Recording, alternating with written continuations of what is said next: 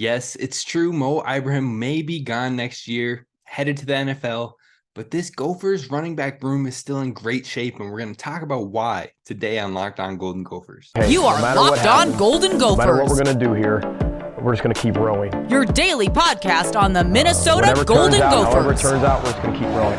Part of the Locked On Podcast Network. Your team every day. We're just going to keep rowing, and keep rowing.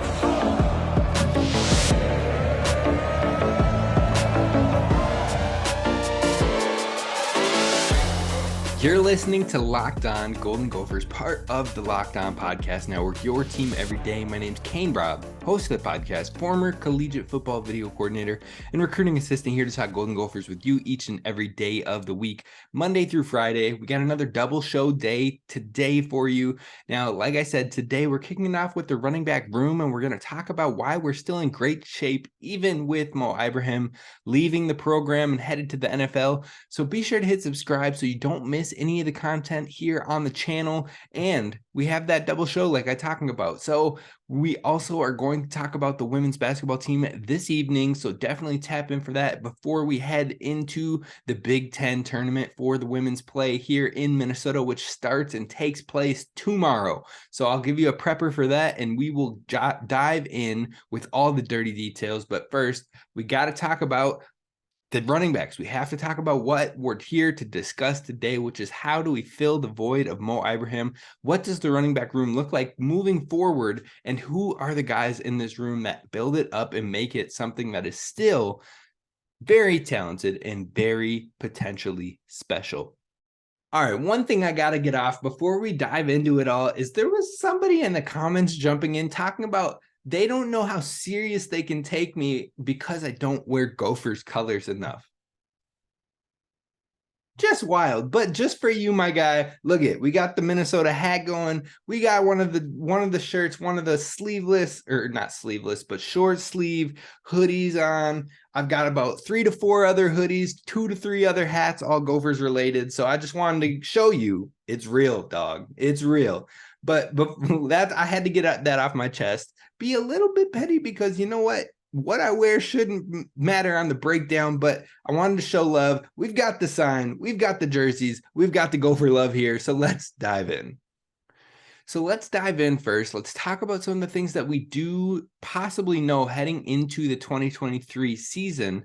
Now, this running back room itself is loaded with a variety of talent and different ages. So there's some flexibility when it comes to having guys that'll be here for years to come and having guys that have experience having played in the D1 FBS level. So I'm not worried about I'm not worried about it at all when it comes to the future run game of Minnesota. In fact, yes, Mo Ibrahim was a beast, an all-time Gopher great. And that is something we will forever be grateful for and thankful for. But with that being said, there is a wide variety of talent still in this room that brings some aspects that we haven't seen with Mo Ibrahim in that room. So what is something to expect for 2023-24? What I'm thinking is you'll probably and should expect to see more of a fire and ice approach as opposed to a dominant workhorse running back. Now, what I mean by that is you're not going to see only one running back taking a vast majority of the carries. I think you're going to see 2 guys, maybe even 3 guys get worked into the carry load and the split share. So let's talk about what that split share was. In 2022, we saw 3 main running backs take any carries with the Golden Gophers. They took a vast majority of them. In fact, they took 81.2% of all the rushing attempts in 2022. Now, the breakdown of those attempts was 320 for the RB1, 101 for the RB2, and 51 for the RB3. Now, that also didn't take into account how much the quarterbacks ran. Quarterbacks, Ethan Calais-McManus and Tanner Morgan both had 34 rushing attempts last year. Collectively and combined, they added up for 12.7% of the rushing total or rushing attempts on the Gophers team last year. But when you're looking at it, that 320 attempts that Mo Ibrahim saw last year, that is 55.1% of the carries that Mo Ibrahim had on the entire team last year. The next man up, their RB2, Trey Potts, had 17.4% of the carries, and then Bryce Williams had 8.8% of the carries. So in 2023, I think that's going to shake up. I think that's going to be a little bit different, and I expect a lot more parity at the position and at the disparity of RB1 to RB2 to RB3. So in 2023, I expect that if you run with that same about 82% of touches for the main three running backs, I would expect a lot more of a 40%, 25%, 17% breakdown for the top three guys. Another thing I would also anticipate to see with the Golden Gophers moving forward is I would expect a fresh outlook in this room because there is a new coach heading the running back room at the helm. So it's not going to be what you've built up over the years. It's not going to be the same approach for how the running backs learn, how they grow, how they do this, how they do that. No, it's going to be a different approach, a different coaching style. And so it's not going to be Trey Potts, Bryce Williams, you've been here the longest. Let's show these guys how we do this. No, every single running back in that room is learning something new, is learning new approaches, is taking in new advice, new thoughts, new processes. So everyone's kind of at a zero, a blank slate, a blank canvas, and they will have to fight and scrap and determine who shows out and who's the running back 1, 2, and 3. Now, I do think that some of these running backs probably push for more time than others, even with that blank canvas. But in the end, the best players are going to get the lion's share of these snaps. There's no veteran skew or seniority or whatever else you want to call it. It's going to have to be earned, which is a great thing for the running back room. And that is something that we'll definitely be keeping an eye on as we head into the spring practices and the spring game, is how that is starting to shake out, because it could have an impact on what happens after the spring game. And if all of these running backs stay in the room, or if anybody decides they want to take their talents elsewhere and try to get more opportunity. So it's definitely one of the main things we are going to be looking at in that spring game.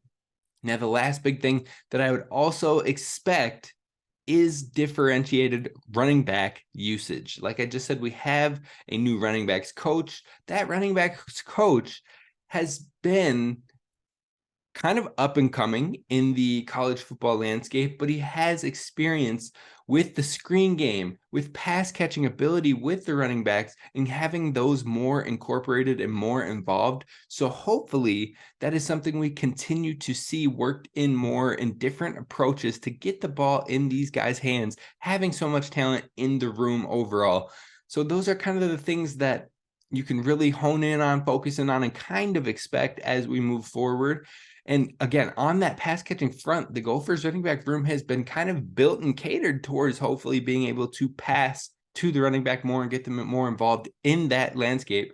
And that should be a good thing. Think about Chase Brown last year and how he absolutely scorched the Gophers defense, but it started through the air because the Gophers were beating him on the ground, selling out on the ground and shutting him down there. But then they started passing him the ball, getting him involved in different ways, and that's what helped him get him going.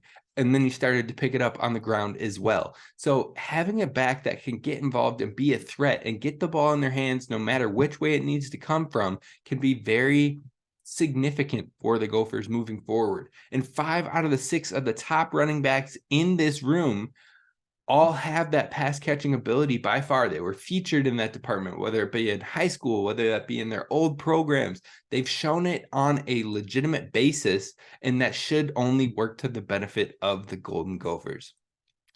So now that we have more of a projection to look for, who are the running backs, the top 6 names in this room, and what is my idea or projection for how this room could look in the coming season? How will those carries that we talked about break out? That's what we're going to take our best shot at coming up next.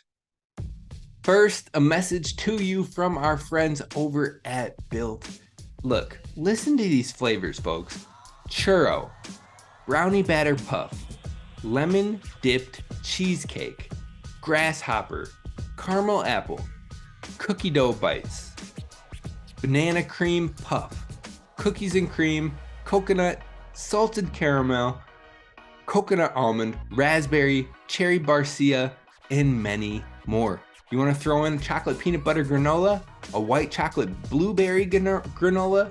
There's so many options, and yet people haven't been giving these bars enough of a try, in my opinion. These are the go-tos, and it's not just me saying this. This is the official protein bar of Built is the official protein bar of the U.S. ski and snowboarding team, as well as the U.S. track and field team and NASCAR. They're legitimate sporting organizations, and some of these drastically need that protein intake, especially in the track and field ranks, where it's good for you and it power packs with the protein. You're talking about 17 grams of protein, no nuts, so you don't have to worry about a nut allergy, 4 grams of sugar, 4 net carbs, 2.5 grams of fat, 130 calories. Now compare that to something like a Quest bar or the Cliff bars, and you're seeing less calories, you're seeing less fat, you're seeing less net carbs, less sugars by far in all of these different products. You definitely want to give a Built Bar a try, and it tastes good. That's the thing here. I've had so many of these different protein bars and whatnot that just taste terrible, chalky, nasty. No, the Built Bar actually tastes legit. So go and check it out. Go to built.com, use promo code LOCKEDON15 for 15% off your order, or you can check it out today at Walmart and Sam's Club and get it in the household right now, this minute. Be sure to do it and check out our friends over at built.com. Thanks, Gophers fans, for making Locked On Golden Gophers your first listen when it comes to Gophers Daily Sports. Now we're going to look at the top 6 names within this running backs room and talk about how this thing could shake out. So let's break it down. Bryce Williams, this is one of the veterans in the room. He has 1 year of eligibility left, the second most production of the running backs in this room that have been in the program. Over his career, he has had 9,000. Wow. Whoops. Can't read there. He has had 974 yards rushing, 197 yards receiving, and 11 total touchdowns in his career so far.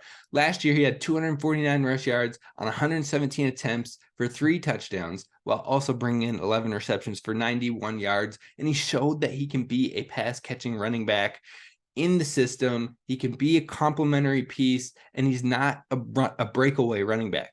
He has good vision, but he's not a guy that's going to break out an 80-yard run. So that's kind of what Bryce Williams brings to the table. And like I said, 1 year of eligibility left. Then you got Trey Potts. Trey Potts has the most returning production from this Gophers running back room. He has 2 years of eligibility left technically, and he also isn't a breakaway running back like I had mentioned about Bryce Williams. Now, he came back from a scary injury in 2021, and I think we still haven't got to see him be fully comfortable and fully back from that injury. Hopefully that is something that continues to progress and get better as we move forward into this spring session. Hopefully he finds his groove and he's able to have that full confidence in himself after the 2021 crazy injury. But so far in his career, he has 1,198 rushing yards and 11 touchdowns. Now, like I said, he hasn't quite looked exactly the same after that injury, but he was a force in that 2021 season prior to being injured with 552 yards and 6 touchdowns in essentially 4 games. In that spurt, he showed he could be an absolute workhorse and a dog. So hopefully, like I said, we can see him kind of find that confidence again, maintain that approach, and be that running back that we saw prior to the injury. Regardless, he's a great addition to the running back room and brings a lot of experience. Total yardage wise, it was interesting to see that yardage wise and touchdowns wise, Bryce Williams and Trey Potts are very similar statistically, almost nearly identical in their actual totals combined. So that was something to look at because they have very, very different styles of play. So it shows just in those 2 backs that there are different ways we can work with this running back room. Now let's get to the new names in this room, including the graduate transfer in Sean Tyler, 1 year of eligibility left.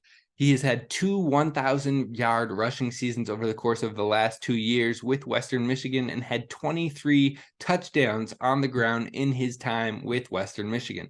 Now, he averaged 5.7 yards per carry with Western Michigan, which is great to see. And he had 43 receptions for 338 yards and 3 receiving touchdowns as well. The dude can do it through the air, like I just read off for you. He also has been very quick within the rushing schemes that he's been. He has that speed, he has that quickness that we haven't really seen, the breakaway ability that we haven't seen much of with the Gophers team. So it is a completely different style and look for the room, which is good. It's a new advantage, a new strength for the room to have. Now he's he was second team All-MAC in 2022, and he's ranked 9th nationally when it comes to total all-purpose yards per game. He was 146.83 yards per game, 9th again in the nation last year. Now, he's the only player in the entire room that I think I could guarantee will be involved heading into this next season. It's a different style of play than anyone in the room has, and he'll likely also get some looks in special teams, which was a specialty for him with Western Michigan as well. Moving on to possibly one of the young up-and-comers that could maybe take over in this room, that's Zach Evans, redshirt freshman. Last year, he had his redshirt season. This year, he'll be a redshirt freshman. 1 game with action last year, but showed a lot in that brief action. He has crazy acceleration and a great second gear burst. Lots of reps in 2022 spring game and the spring sessions because all of the other running backs were going through injury process and rehab. So he got a lot of touches and a lot of experience early. That should help him moving forward. And he also showed his passing prowess in that spring session as well, including a nasty one-handed catch in that game. Now, he played late versus Northwestern in the 2022 season, had 6 carries for 29 yards on a touchdown, nearly 5 yards a touch. In his senior year, he rushed it for 243 yards for 1,957 yards, 26 touchdowns, and he also had 5 catches for 78 yards and 2 touchdowns. So again, showing that production in the passing game. Overall, I think Zach Evans is going to shock and wow the people that are forgetting about him right now. I hear a lot about Sean Tyler. I hear a lot about Darius Taylor. I hear about Bryce Williams and Trey Potts and how involved will they be, but I often see Zach Evans left out of that conversation, and I think that is a mistake. I think Zach Evans, I would not be surprised in the slightest if he finished with the most carries, barring health, this year. Now, Sean Tyler could take that title, but I do think Zach Evans will be in the conversation, and like I said, it's a blank canvas, clean slate, so I think the talent could win out and he could really show and put a lot of people on notice this upcoming season. Now we're going to talk about another young guy coming up next, and that is Darius Taylor, true freshman, 4-star recruit coming in, highest incoming recruit of all of the 2023 class. He's an early enrollee, so he's getting the work in now. And in his senior year, he ran the ball 268 times for 2,450 rushing yards and 36 touchdowns. Let me say that again for you. He ran the ball 268 times for 2,450 yards and 36 touchdowns, not in his career in high school, in his senior year. On top of that, he had 14 receptions for 300 receiving yards and 1 receiving touchdown. Now, he had 3 separate occasions, 3 singular games in which he had 6 touchdowns in each of those games. That's 18 touchdowns in just 3 of the games. That is insane, and it shows you the amount of talent that he can rack up in a single game alone. So he also had the single game high school rushing record for his Wild Westlake High School with 438 rushing yards in a single game. And I believe that was in one of the games where he had 6 touchdowns as well. He absolutely showed out. He used to be a slot wide receiver as a sophomore before he switched to the running back position. And he's the hardest player to read in this room as far as what will his role and his potential be in the 2023 season alone. Now, I would assume that he can have every opportunity to take over if he can get up to speed in this early enrollee session, in the summer, in fall camp, if he can really catch himself up and get to the point where it all clicks, it all makes sense, and the game isn't too fast for him at the Division I FBS level from the jump, then I think he can definitely get highly involved and could be in the conversation as one of those lead 3 backs. Now, he is viewed as a future pillar of this program.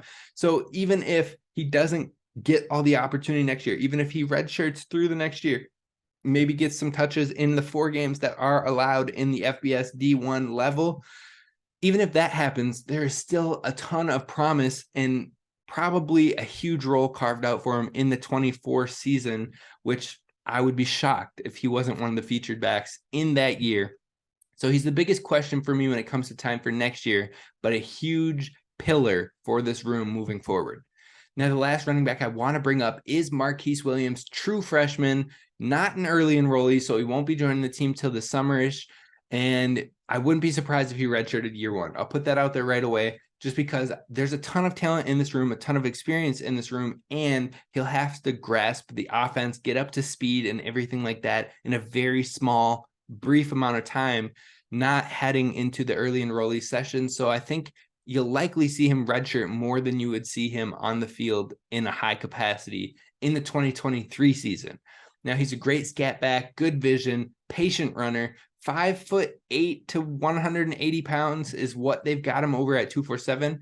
On his huddle films, he's listed at 5'10". So we'll see what his real height is in there. But regardless, the production is all there. In his junior year, he had 1,600 rushing yards, 1,697 rushing yards. Let me give him his extra 100, really. 26 touchdowns in his junior year, plus 217 yards through the air with 5 touchdowns through the air. That wasn't just a one-year wonder. He did it again in his senior year with 1,501 rushing yards, 27 touchdowns on the ground, 317 through the air, and 4 touchdowns through the air. So again, great usage in that passing game, could be a threat there. And I think he brings something special to this room that, again, nobody else brings. There's a lot of different styles, different stylistic approaches with all 6 of these running backs. So it will be very curious to see how it all breaks down moving forward. Now, also, we have some quality walk-on depth below them. So I want to give shout outs to Max Grand and Jordan Newbin, who both have shown in the last season, they've shown that they can do what they need to if given any opportunities, and they have the talent even as walk-on guys. So I definitely want to give them some love and shout outs with the running back room. So that's 8 quality guys we've got in this running back room to work with over the next year and beyond for a lot of these guys. There's 6 that will still have eligibility of those 8 moving forward past this season. Now, what is my best guess on how it all breaks down? Okay, so we said 40%, 25%, 17%. So if we're looking at the top 2 running backs in here with that 45 or 40%, 25%, I would say Sean Tyler takes the 40% and Zach Evans takes the 25%. Now that could skew even more close. It could be even less of a gap between the two if Zach Evans really shows that production, shows the confidence, shows the ability as a young guy. I could even see it going 35% to Sean Tyler, 30% to Zach Evans. But I see those 2 guys as likely being the lead 2 guys. Maybe it's not right away from the jump in the beginning of the season. Maybe it's a little further. Maybe it's game 4 is when that production and that switch and shift and touches starts to happen. But I think those 2 guys will be the lead 2 backs heading into the Gophers season or throughout the Gophers season. Now, from there, I could see 1 back heavily involved behind them with about 17% of the usage of the attempts, but that running back is a question, and I think it's between Bryce Williams or Trey Potts. And you can ask yourself, does Darius Taylor carve out a role as a true freshman? And I think it isn't completely off the table. So those are the 3 I would consider there for that 3rd running back role. And I think the spring is definitely going to gauge who gets that in this case. Now, knowing Minnesota tends to play it more conservative, I might tend to lean towards Darius Taylor would likely be a red shirt and he would play maybe in a handful of games, get some opportunities in a handful of games where he can still keep that red shirt. But knowing how conservative the coaching staff can be in this department, I wouldn't be surprised if they kept his red shirt. And then you have Marquise Williams, who probably red shirts. Sean Tyler and Zach Evans lead the room. And then if both Potts and Bryce stick around, then maybe you get 10% for one of those guys, 7% for the other, and you're running a 4 backs in there. And now 10% and 7% is similar to what we saw with Bryce Williams and Trey Potts last year. So those roles could be similar, but then you're splitting Mo's carry load between the two guys of Sean Tyler and Zach Evans. So I think that's what next year looks like. Now, the 1-2 punch of Taylor and Tyler, that just sounds so much fun. It sounds like a great running back nickname for the room, the 1-2 punch of Taylor and Tyler. Now, why would it be called that? Because Sean Tyler and Darius Taylor are wearing numbers 1 and 2. That could be a heck of a nickname, but its only potential is for this season because Sean Tyler only has 1 year of eligibility left. So as cool as that would be, as fun as that would be to talk about, write about, and all that stuff, we'll see if it actually has any potential to happen in this coming season. Now we're going to wrap this show up talking about a new running back commit. So the future is bright. And how could it look? How could the running back room look moving past the 23 season into 2024 and beyond? That's coming up next. All right, let me peer here into my future, into that crystal ball, and tell you what I'm thinking for 2024 and beyond when it comes to this running back room. And to do that, we have to talk about the new commit, new addition to the 2024 class. And I love it. It is Jayden Wright, 3-star running back from Illinois. And he chose Minnesota over offers he had at Purdue, at Syracuse, at West Virginia. So other Power 5 schools were in the mix, but he chose Minnesota. In 2022, as a junior, Jayden had 1,224 rush yards and 20 rushing touchdowns. He's a big back. He is a bruiser. And that is, again, something we don't necessarily have in this room right now. Maybe Trey Potts could qualify as that, but I don't think he's really that big bruiser back. But Jayden Wright is, and he can bring a new depth, a new approach to the running back room in 2024. And one thing he was quoted saying to 247 in an article was, they told me I fit the offense real well with my style of play and I'd have a very high chance of high reps as a freshman. I talked to Coach Fleck about this earlier today and I'm enrolling earlier so I can get down on campus in December and get an early start as a freshman to learn the plays and get in the groove of their team. Now, I love hearing that he's going to be an early enrollee guy. He wants to get involved early and all of that. I love it. And like I said, he has a different style approach than what we have in this room. But I'd have a very high chance of high reps as a freshman.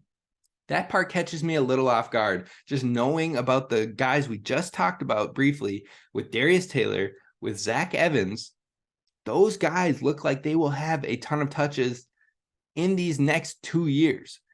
Then you add in Marquise Williams, who has talent, has the ability to get touches as again, true freshman this next year, but would be a redshirt freshman in 2024 if he redshirts this year. That's 3 very young, very talented backs in the room. You can add this 4th one. And like I said, we could see maybe a split of 3 guys being the features, but to guarantee high reps as a freshman, and I don't know if it was guaranteed or not, so let me take that back. Let me walk it back. For this freshman or this commit running back saying that he'd have a very high chance of high reps as a freshman, that one is tough for me. It leaves me a little bit tentative with everything we've just gone over, but barring how things shake out, because you never know what happens in the running back landscape. People can get hurt. The transfer portal is wild, and he's a much more physical style runner than anybody else in the room. Maybe it is a possibility. I don't know. I'm not on the coaching staff. Those guys are the ones who have to figure it out and make it work. But how could it all play out over the next 2 years? Now, I wouldn't be surprised, again, to see Sean Tyler and Zach Evans lead the room in 2023. Bryce Williams, Trey Potts complement him. Then Tyler and Bryce are gone. Sean Tyler, Bryce Williams, both of them out of eligibility next year, so they will be gone. Potts, we'll see if he wants more of a lead role, if he doesn't get enough touches or anything like that, or if he's just ready to call it and graduate. Who knows? But he could be on the roster. He could not next year. There's a lot up in the air there.